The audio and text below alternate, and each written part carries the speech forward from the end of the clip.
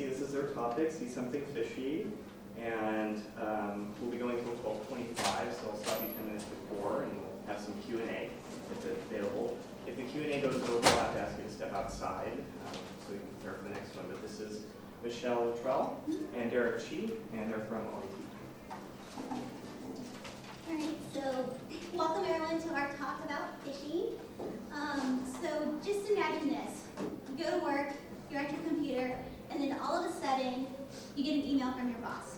And he's asking you, are you available? Because he needs a huge favor.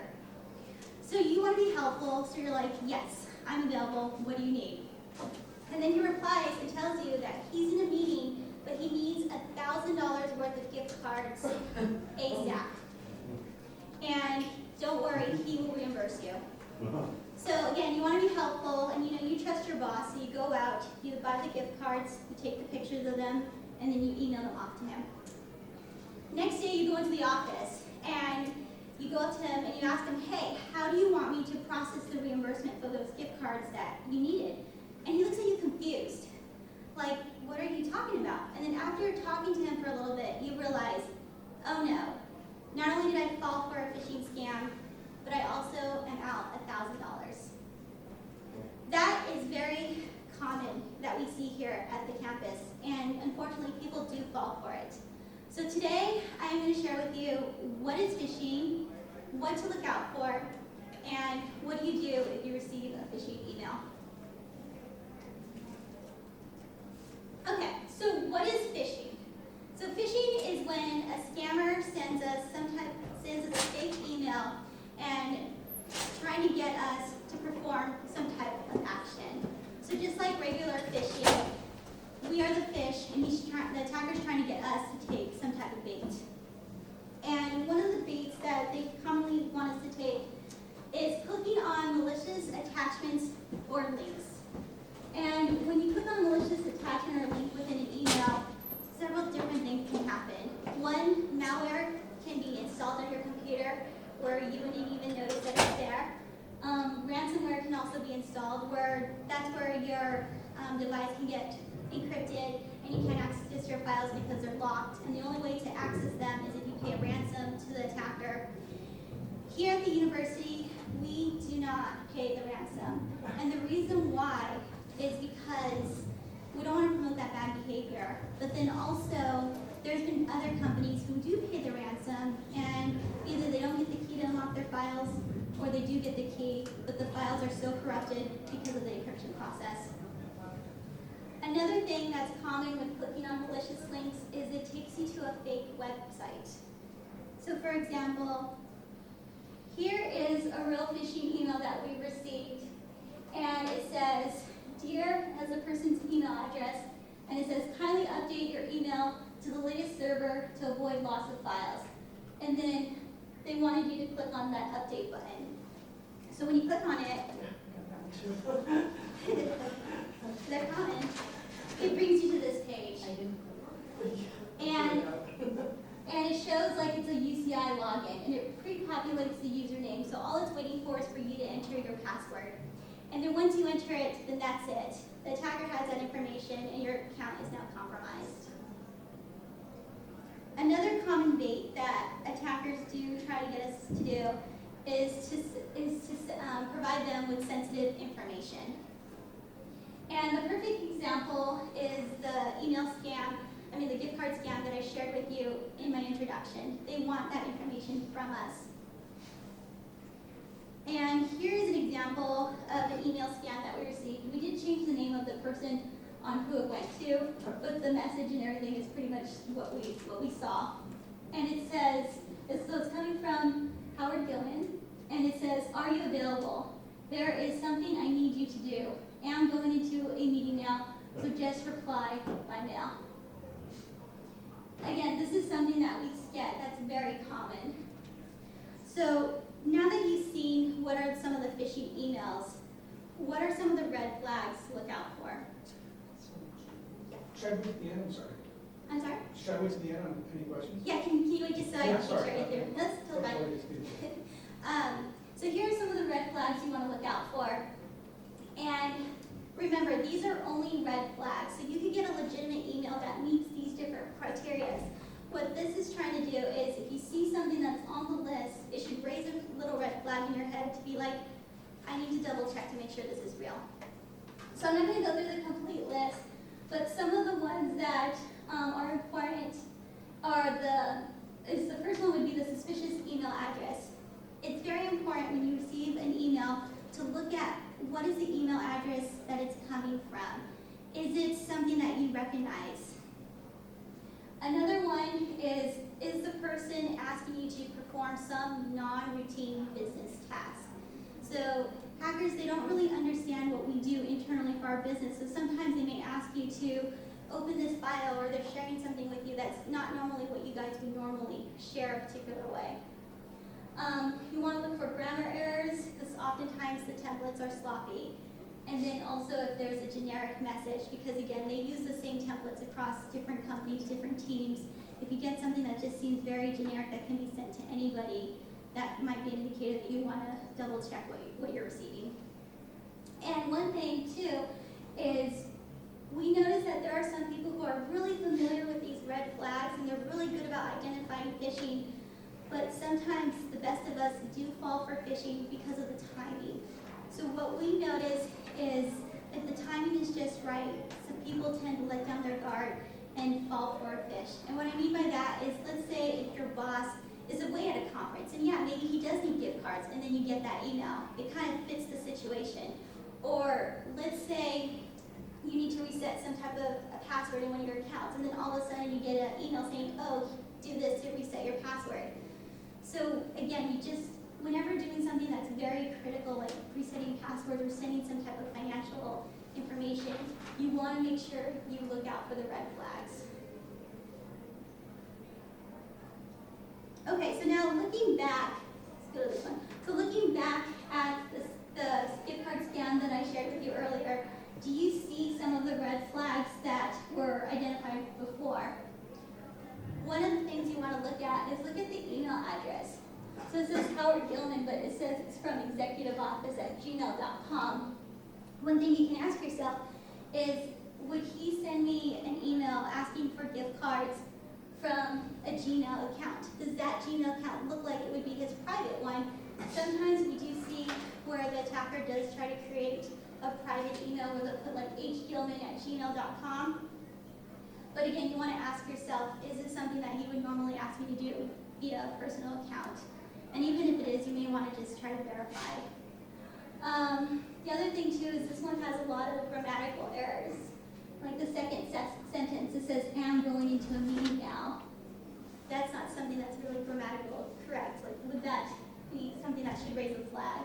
There's not a period at the end of mail. There is not capitalized. The other thing that this one's trying to do is it creates a sense of urgency, saying that I'm in a meeting now and I can only communicate via this email. So they're trying to cut off all types of communication except for the fish, and they're trying to make a sense of urgency. Because oftentimes when they get our emotions running high, thinking, oh, this has to be done right away, we don't think straight all the time. So what can you do to help? First thing you want to do is become familiar with what phishing looks like. Become familiar with what the red flags are. And then one thing you can do is if you do get a weird email and you're not 100% sure, you can always verify with the sender. If they send you something that's not a UCI email address, you can email their UCI email address, say, hey, is this really from you? Or you can look them up in the directory and call them. It also says we can use a password manager. So this is a specific use case. So with the example on if you click on a fake website, so let's say if you normally use a password manager for your banking account, your banking website, and you get an email that looks like it's coming from your bank, and then you click on it, that fake website pops up. Your password manager, who normally would recognize it, wouldn't put in the password because the URL would not match. So that can be an indicator. It's like, why isn't this working? What's different? And then also, you can always report anything to us at spam@uci.edu. We are happy to look at anything. It only takes us a few minutes, and when you do report something, It helps us to adjust our filters to stop it from spreading across the campus. And then also, if it does go out to a lot of people, it also lets us know, okay, we gotta let the community know that, hey, this is something that's going around.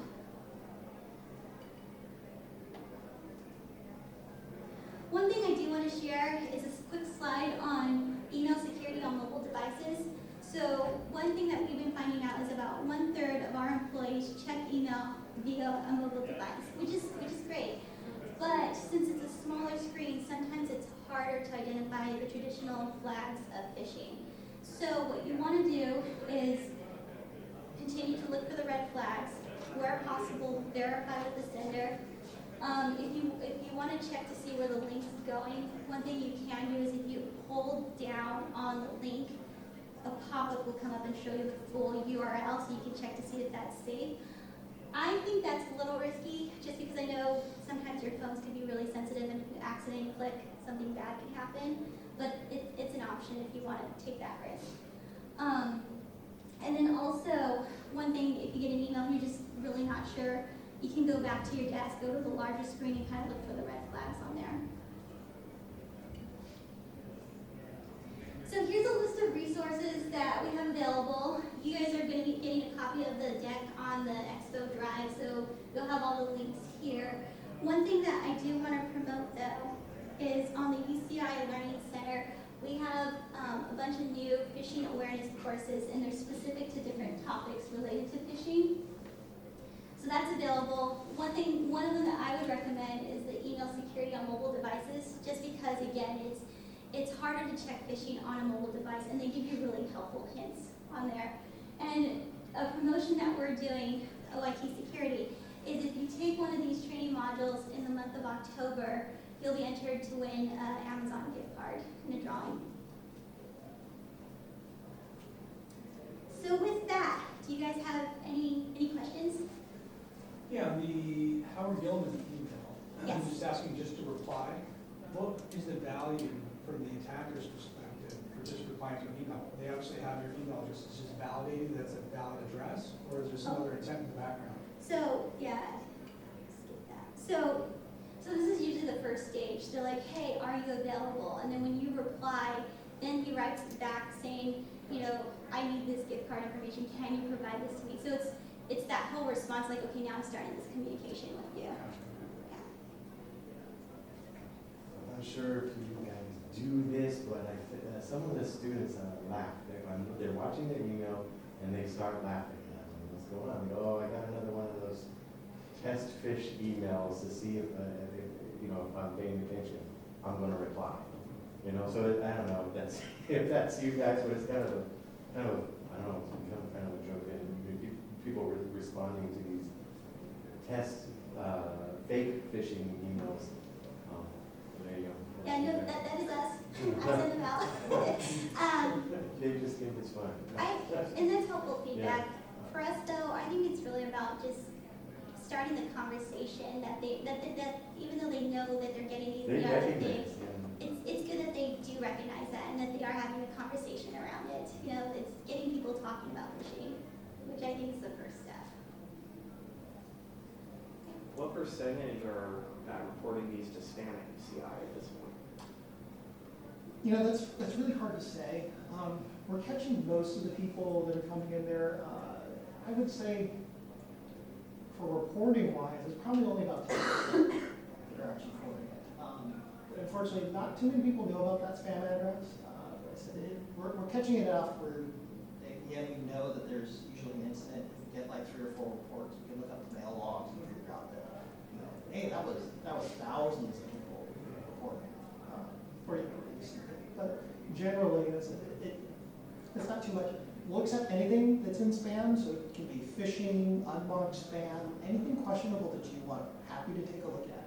So, A specific question about Word document attachments. Are those ever at risk? Are those why? I don't really understand. I'm just doing some WordPress plugins as a form, and there's a place for a file upload, and somebody's asking me, can you make the Word docs open up automatically? Because they don't want to have to download this Word doc. And so, is there a risk there? there is risk there. Okay. So there's the malware risk. So there's macros that can infect your computer. There's a lot of phishers are actually switching to Word documents to avoid the anti-spam system. So a lot of the scams now are in Word documents. You'll see the outright lottery scams that are in there. You'll see some of the phishing in Word documents on stuff. So again, it's just, they are, if anything, probably slightly more malicious than just straight email. So yeah, it can be a danger. So again, that's almost any attachment. So anything, even a PDF can be used sometimes. The phishers will switch to, instead of the message being on, in the message, it'll be like, okay, here's the message in a PDF with a link. So you'll see that kind of same scam. Because again, they're trying to avoid all the anti-spam measures because it's harder to check attachments. I have a follow-up to that. So I'm actually with Office of Research IT, and just yesterday we had International Review Board application come in for research, and the protocol narrative was a corrupted, malformed Word document. So our researchers went in to import this application, valid application for research, and when they import it and they try and open up that Word document, they got a message immediately. They reported it to us, we look into it. So it's a real thing, and it can come in more things than just email. So what about like JPEGs and PNG images? So images are generally okay because you can't embed links in there, you can't embed malicious code. You will see scammers do the message body in images. So again, they're trying to avoid the scammer image. So instead of it actually being text, they'll actually paste in an image. So you'll see that oftentimes with lottery scams. Google awarded you $10 million. That's the type of stuff you see in images. So it is there. Again, any media that they're doing to get through the mail system, they're going to try. They're going to some attachments, disk images. We're doing Excel documents, PDFs, zip archives, anything that you can send an attachment. The scammers will probably try.